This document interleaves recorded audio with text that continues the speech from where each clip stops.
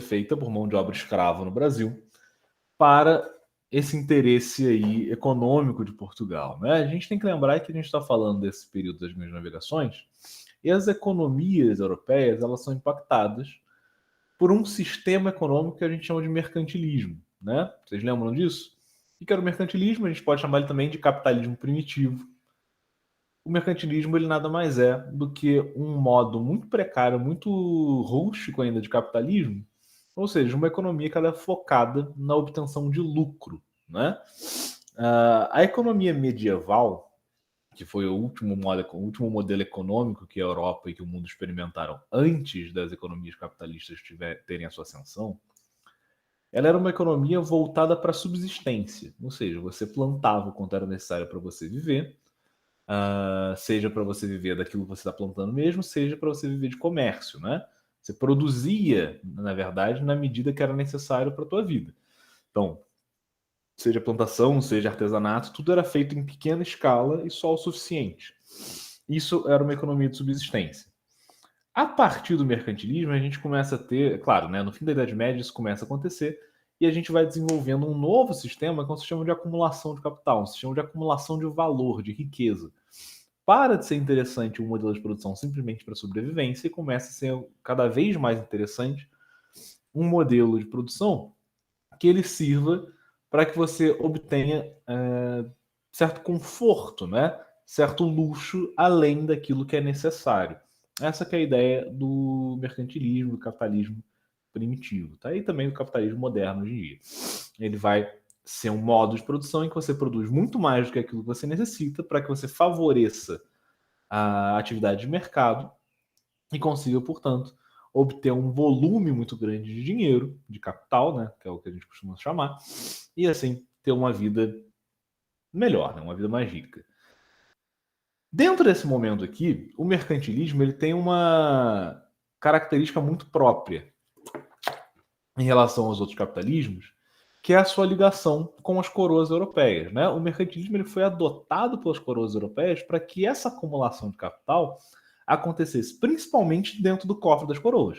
Ou seja, embora muitos burgueses vão enriquecer através do mercantilismo, muitos nobres também vão enriquecer através do mercantilismo, nesse momento a principal função desse capitalismo inicial é enriquecer as próprias coroas europeias. Né? É até interessante que o capitalismo ele tenha nascido de uma certa maneira atrelado, entre aspas, ao Estado, né? Porque a gente vai ver mais para frente, quando a gente estudar capitalismo mais a fundo, que a postura da maior parte dos capitalistas é meio contra, né? Anti-estatal. É interessante que ele tenha nascido assim. Então, quando Portugal ela começa a incentivar os processos de colonização no Brasil, é evidente que eles precisam que haja um retorno para a corte, né? Um retorno dessa exploração para a coroa portuguesa.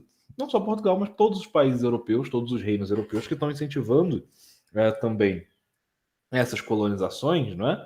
Essas explorações em outro continente, no continente americano, seja no asiático, seja no africano, tanto faz. Mas todos eles necessitam que essas explorações tragam um retorno financeiro para a coroa. E como é que isso vai se estabelecer? Como é que eles vão fazer para conseguir garantir que os cofres monárquicos, né, que é o cofre das coroas, ele enriqueça através dessas explorações? Não basta você simplesmente cobrar alguns impostos. Né? Na verdade, nesse momento, para eles isso é muito pouco. Então, eles vão estabelecer na Europa uma coisa que a gente chama de pacto colonial. O que é o pacto colonial? O pacto colonial ele era aplicado sempre entre a metrópole e a colônia. Metrópole é a nação que está colonizando, colônia é o território que está sendo colonizado. Tá? Era sempre aplicado entre esses dois. E era uma obrigação que a coroa, né, que a metrópole impunha, de que todo o comércio internacional que era feito pela colônia deveria ser feito com a metrópole. Isso daqui era muito útil, por quê? Quando o Brasil ele passa a produzir esse monte de açúcar, ele não pode exportar esse monte de açúcar para quem quiser comprar, para qualquer um queira comprar. Se a Inglaterra chegasse dentro de terras brasileiras aqui e quisesse fazer um acordo comercial com a colônia do Brasil para que ele exportasse, para que ele levasse açúcar direto para ela, ele não podia fazer. Ele precisava exportar para Portugal e Portugal garantia o comércio.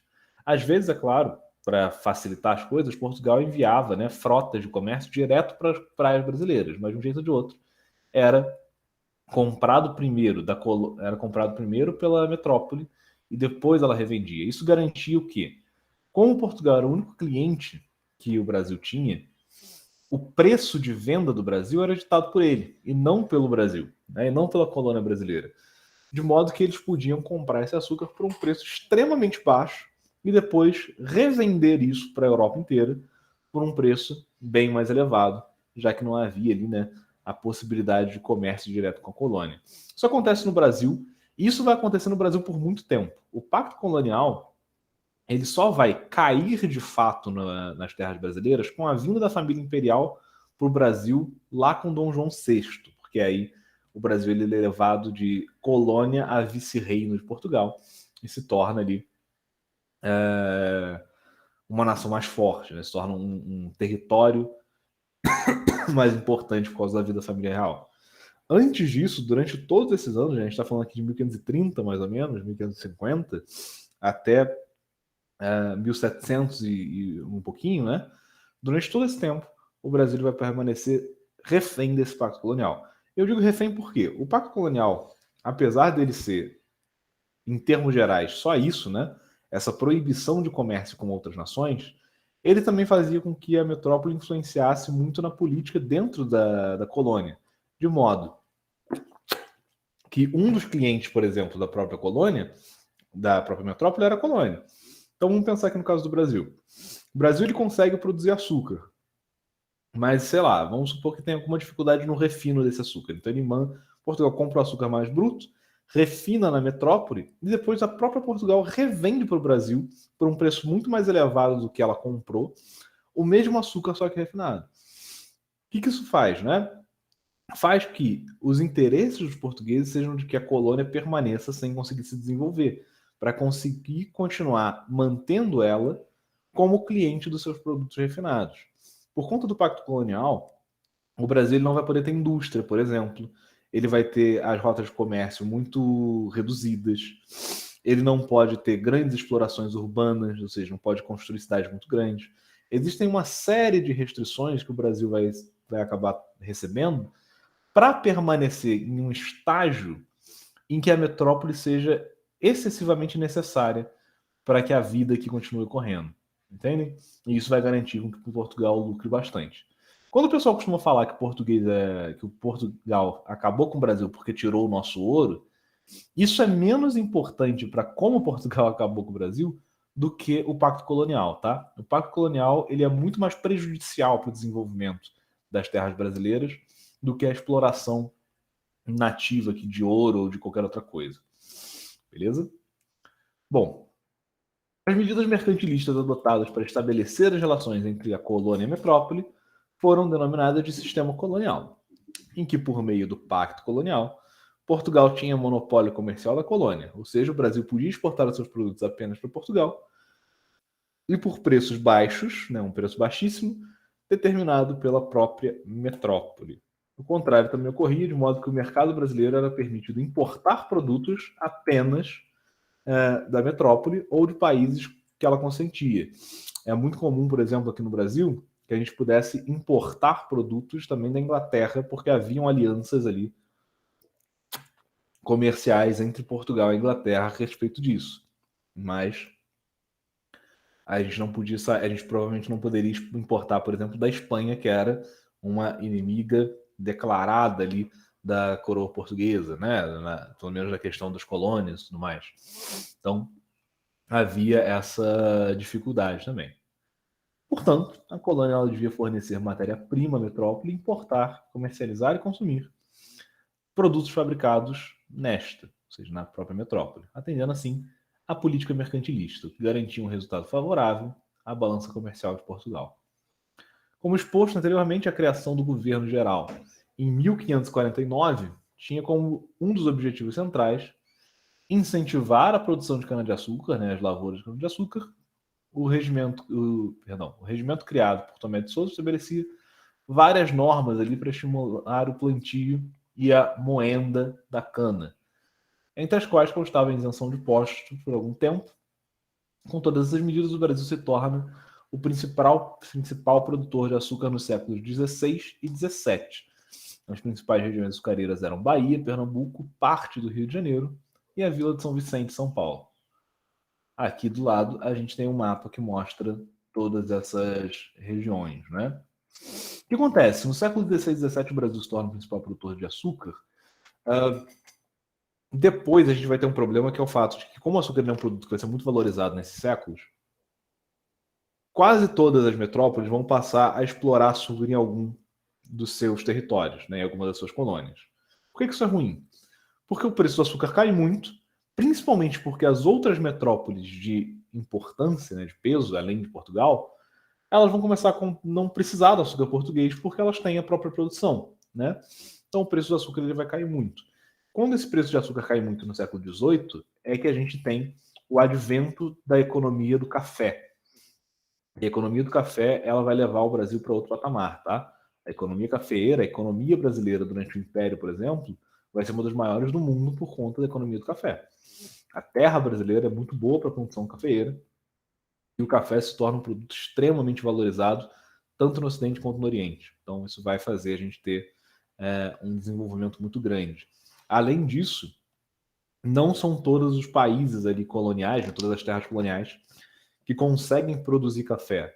Normalmente o Brasil consegue, outros países assim próximos da linha do Equador conseguem, mas, por exemplo, nos Estados Unidos a gente não tem plantação de café lá. México não tem grandes plantações de café. Então, existe essa diferença aí, que faz com que o café se mantenha por bastante tempo como principal produto brasileiro.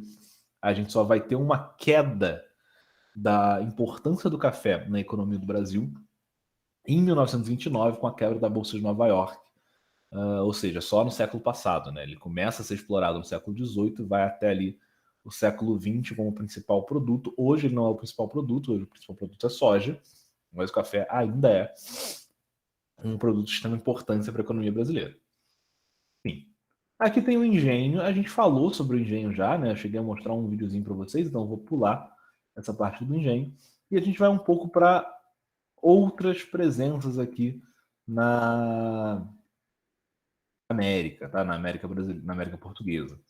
Como, por exemplo, foi a presença holandesa. A gente não fala muito quando a gente lembra sobre a colonização do brasileiro, a colonização brasileira, de outros povos que colonizaram aqui. Mas a gente teve muitas presenças além da portuguesa, tá? O Brasil é um território muito grande. E isso, obviamente, resultou numa série de conflitos entre Portugal e outras nações europeias. Países Baixos, que no caso Holanda, né, já teve terras brasileiras. A gente teve presença inglesa em alguns lugares, presença alemã em alguns lugares. A gente teve presença francesa em alguns lugares do Brasil. Várias pequenas linhas de comércio e pequenas colônias foram fundadas e foram combatidas ao longo da história colonial brasileira. Bom, sobre a presença holandesa aqui, ó, que o livro resolveu destacar para vocês. As relações entre Portugal e Holanda nem sempre foram muito amistosas e elas se estremeceram de fato em 1580, quando a dinastia de Aviz e a coroa portuguesa passa para as mãos da monarquia espanhola. Existe um momento importante da história ibérica. Ibérica, vocês sabem onde é que é, né? Ali, Portugal e Espanha. Que é a união das coroas ibéricas. É quando você tem uma unificação entre a Espanha e Portugal, porque surge uma crise ali na sucessão do trono português. Não sabe muito bem quem é que vai suceder o trono português. Há um casamento entre Espanha e Portugal. Então, o rapaz chamado Filipe II, ele é coroado rei tanto de Portugal quanto da Espanha. Isso daí é chamado União Ibérica. Esse momento é muito importante porque gera uma força muito grande para esses dois reinos que estavam começando, que já eram, na verdade, ali, na época, dois dos maiores reinos da Europa por conta das influências que eles têm nas grandes navegações. Então ele se torna uma potência difícil de ser combatida. Tá? A União Ibérica torna a Espanha e Portugal uma potência muito forte dentro da exploração marítima e dentro da Europa na época. Bom, com a União Ibérica, então, as relações entre Portugal e Holanda e os Países Baixos, elas se intensificaram, né? Não de uma maneira positiva, eles se tornaram ainda mais atritosos, mais conflituosos um com o outro. Bom, com essa unificação, os inimigos dos espanhóis passam a ser também inimigos dos portugueses. A Holanda, que até pouco tempo fazia parte do Reino Espanhol, não teve sua independência e unificação reconhecida pela Espanha, e assim ela passa a ter uma relação mais agressiva com Portugal e decide então invadir terras no Brasil. Até a unificação dos reinos espanhol e português, a Holanda dominou a comercialização e o refino de açúcar brasileiro. Mas, como o Brasil passou a ser colônia também da Espanha, esse domínio poderia acabar. Então, em 1604, navegantes holandeses invadiram Salvador, contando com a inexperiência dos militares que já haviam na colônia. Entretanto, essa primeira tentativa foi um fracasso, de modo que as invasões ficaram esquecidas pelos holandeses até 1624, quando foi criada a Companhia Holandesa das Índias Ocidentais. Esse daqui talvez seja dos empreendimentos marítimos mais importantes dessa época, tá? A Companhia Holandesa das Índias Ocidentais, ela tinha uma presença muito forte no comércio colonial. Peraí, deixa eu só fechar aqui o microfone que está aberto. Ela tinha uma presença muito forte nos comércios coloniais, principalmente porque ela aderia uma espécie de comércio um pouco diferente das demais coroas, né? Primeiro, a Companhia Holandesa das Índias Ocidentais, ela podia ser fretada, você podia alugar, digamos assim, os serviços de um barco para fazer comércio para você. Então, muitas outras coroas europeias usavam isso. Segundo, ela tinha uma prática interessante de estabelecer os seus portos onde já havia produções interessantes, né? Isso fazia com que elas tivessem portos ali que eram referência para comércio marítimo no mundo inteiro.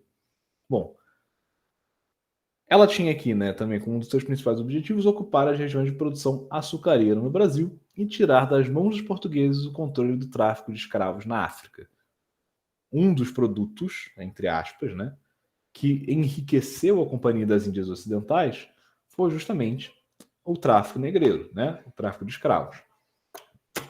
Como os portos que eles estabeleciam eram bastante estratégicos, eles se tornavam grandes comerciantes de escravos, porque eles sempre podiam entregar eles nas plantações mais importantes ali das colônias, tá? Bom, com isso, em 9 de maio de 1624, os holandeses ocupam novamente a capital da colônia, Salvador. A ocupação dura cerca de um ano, e depois de vários combates emboscados, eles se rendem e saem da cidade. Entretanto, a intenção holandesa de conquistar as terras férteis da colônia portuguesa não diminui com a saída do exército de Salvador. Em 1630, eles atacam outro açucareiro importante, Pernambuco. Nessa época tinha cerca de 121 engenhos de açúcar. Deixa eu só descer aqui. A Holanda consolidou então seu domínio entre a região do Ceará e o Rio São Francisco. Assim, como investimento na administração do seu território, ela nomeia como governador-geral do Brasil holandês o conde, que também era coronel do exército holandês, Maurício de Nassau. Nassau, deixa eu ver se eu consigo aqui uma imagem de Nassau.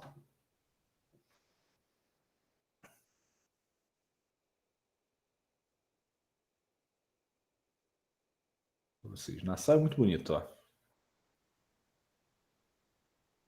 Nassau é essa ilha, a gente pode dizer assim, hoje capital dos Bahamas,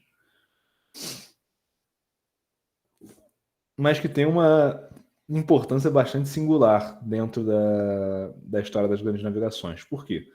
Nassau era localizada estrategicamente ali na América Central, tá? E ela foi utilizada por muito tempo como refúgio pirata, né? A Baía de Nassau era um refúgio interessante ali para piratas, né? Que vinham aqui pelo Mar do Caribe e para o Oceano Atlântico. Então, ela se tornou um lugar bastante importante dentro do comércio marítimo. Deve ser bonito lá, hoje em dia. Aqui. Esse aqui é no jogo. Ó, Porra, que lindo. Água clarinha, uma alegria. Se alguém já jogou Assassin's Creed Black Flag, o 4, passa muita parte do jogo, passa em Nassau. Olha que bonito. É Caribe, né? Caribe é sempre. deve ser tudo férias e tal. Ninguém deve morar lá. Deve morar, mas. Tem toda a galera que mora lá, pô. Por isso que é bom, porque aí tu pode ir pra lá e tem comércio pra tu poder comer, pra tu, né? Não precisar fazer nada. Só Mas fica enfim, esse Maurício de Nassau, ele recebe esse nome porque nasceu ali, tá? Normalmente quando vem um nome de algum lugar atrás do nome da pessoa, é porque ou a pessoa nasceu lá, ou ela ficou conhecida nessa cidade, nesse território, tá? Então, a Holanda vai tornar Maurício de Nassau o governador-geral do Brasil holandês, que é essa região aí entre o Ceará e o Rio São Francisco na época. Ele vai implantar algumas medidas em Pernambuco que causam mudanças culturais bastante significativas ali na colônia. Primeiro, ele vai incentivar o comércio de origem judaica e a plantação de mandioca para dar sustento suficiente à população de escravos. Nassau ainda promoveu a vinda de artistas, naturalistas e letrados para a região de Pernambuco. Pernambuco, por conta da influência do Conde de Nassau, ele vai se tornar um importante centro intelectual brasileiro. Até hoje, tá? Pernambuco é um importante centro intelectual brasileiro por conta desse incentivo à vinda de artistas e de intelectuais ali para a região. Em 1644, ele volta à Europa e os portugueses dão início à chamada Reconquista. Eles expulsam, né, as tropas holandesas, utilizando tropas mistas, portuguesas e brasileiras.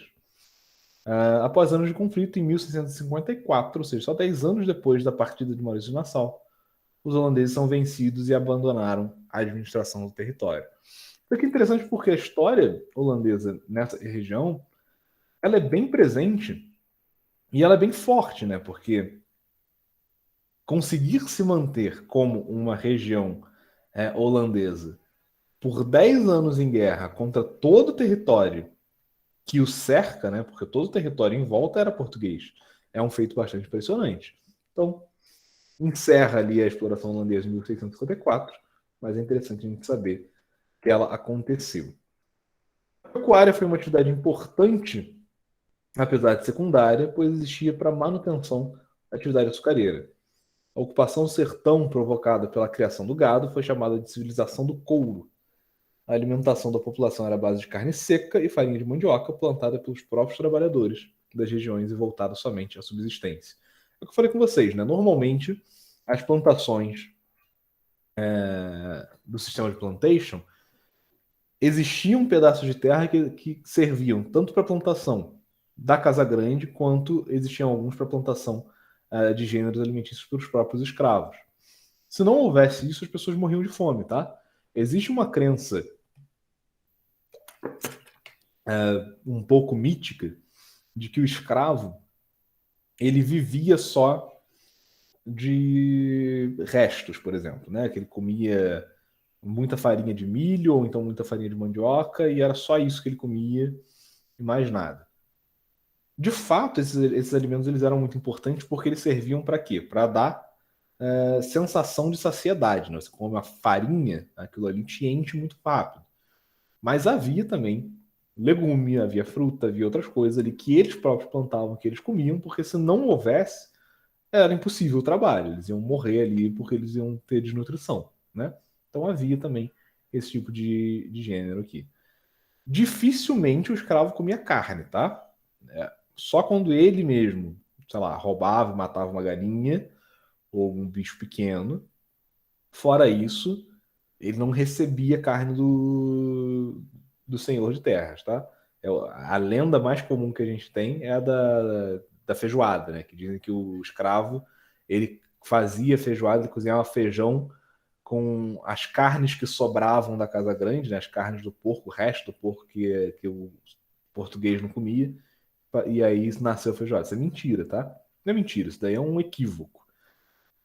O escravo não comia carne de porco nenhuma. A feijoada foi criada por escravos dentro da casa grande, não na senzala, tá? Para que os portugueses comessem. Porque o escravo não recebia carne. Isso daí realmente era muito raro. Bom, a região do atual Maranhão transformou-se rapidamente em importante produtora de algodão, cujo plantio se estendeu ao Nordeste. No seu conjunto, a produção no Norte se baseou-se nos produtos da floresta, as chamadas drogas do sertão, como a baunilha, a salsa parrilha e, sobretudo, o cacau nativo colhido por indígenas e mestiços ao longo dos rios e levados até Belém. Ou seja, uma produção que foi se tornando cada vez mais importante para a produção doceira de Portugal, né? Baunilha e cacau, né? A gente tinha ali uma possibilidade de fazer chocolate e de fazer doces ali que levassem baunilha em geral através da exploração desses gêneros naturais aqui do Brasil. A mandioca se torna um item indispensável na alimentação dos escravos dos habitantes da colônia. Aqui na região sudeste, a gente come mandioca, aipim, né, com menos frequência. Mas no Nordeste, no Norte, mandioca é uma coisa extremamente corriqueira no dia a dia da alimentação das pessoas, tá? Porque é gostoso, né? Porque alimenta muito e porque é culturalmente estabelecido desde essa época aqui. De acordo com a legislação, os senhores deviam deixar um pedaço de terra para que os escravos plantassem mandioca. Assim, descobriram que a farinha de mandioca que passou a ser um produto comercial. Entre 1590 e 1630, a farinha produzida em terras fluminenses e em São Vicente chega a ser exportada em grande escala, proporcionando um lucro altíssimo.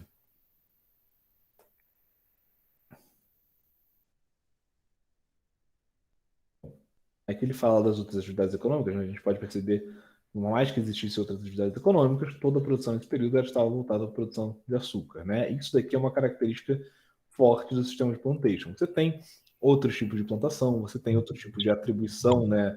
Aqui ele vai falar de olaria, de lavoura de subsistência, pecuária e tudo mais. Mas, em geral, toda atividade produtiva brasileira durante esse período estava focado no sistema de plantation, estava focado na subsistência, né, das plantações de açúcar. Bom, aqui a gente fala um pouquinho sobre a presença dos jesuítas, né? A gente já falou bastante sobre os jesuítas, então eu só vou dar uma relembrada rápida, tá? Aqui vou falar um pouquinho sobre a história deles, né? A Igreja Católica teve um papel muito importante na colônia em virtude das transformações religiosas que ocorreram na Europa no século XV e XVI. Em 1549 chegam a Salvador os primeiros jesuítas, liderados pelo padre Manuel de Nóbrega. Os jesuítas, eles são membros de uma ordem religiosa católica, a Ordem dos Jesuítas, também conhecida como Companhia de Jesus, né? Ela foi fundada em 1551 por Inácio de Loyola, um ex-militar espanhol que depois de se converter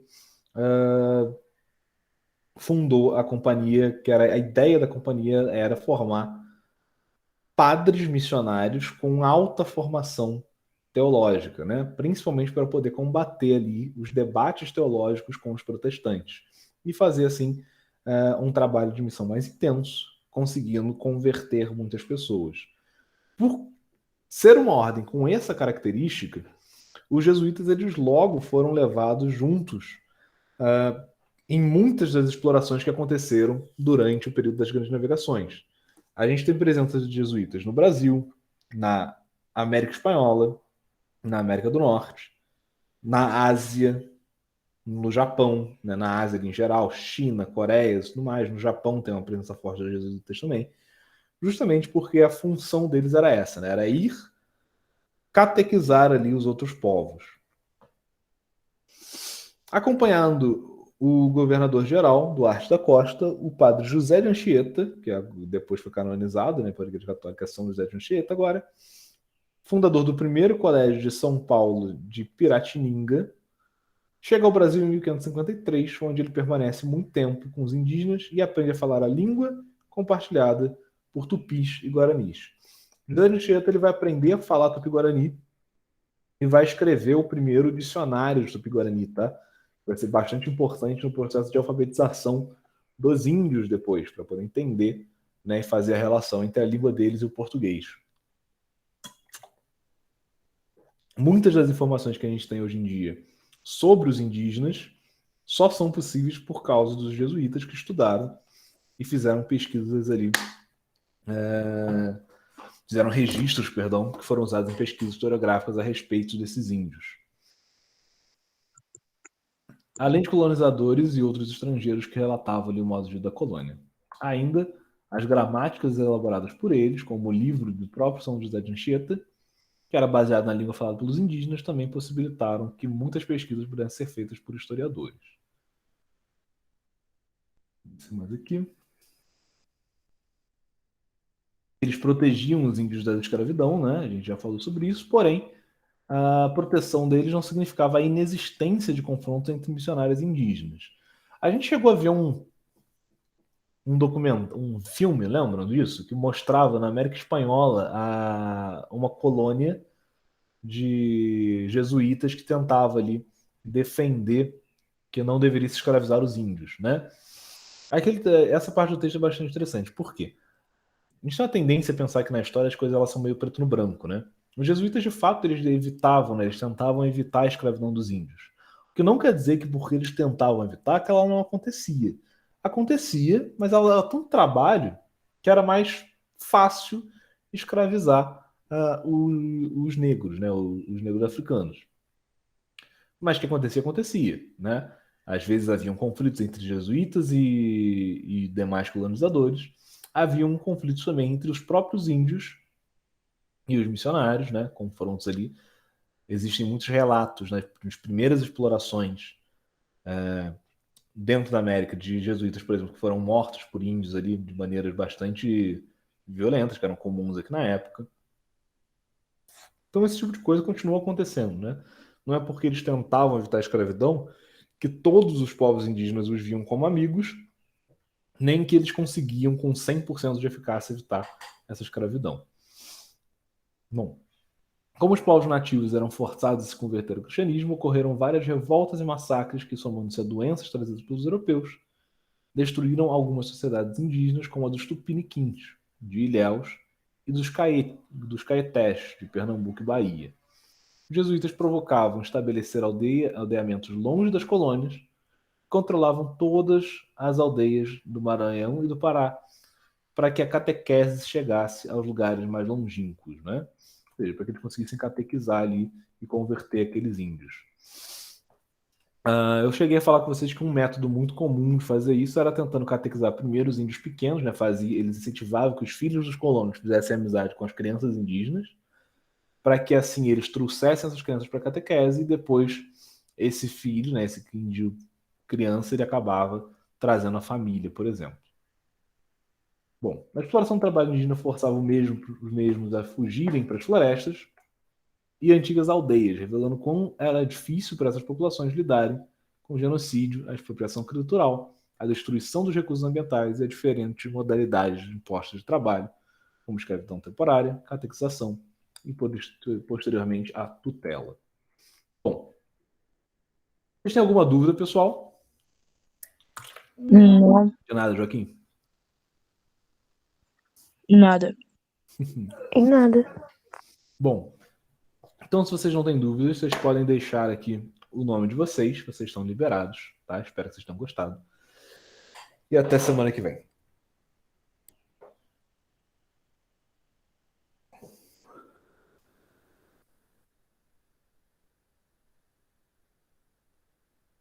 Tchau, professor. Valeu. Valeu, professor. Professor. Tchau, professor. Tchauzinho. Tchau, professor. Tchau, tchau. Tchau, professor. Valeu. Professor, só tinha saído naquela hora por causa que minha internet caiu aqui. Sem problema. Tchau. Valeu.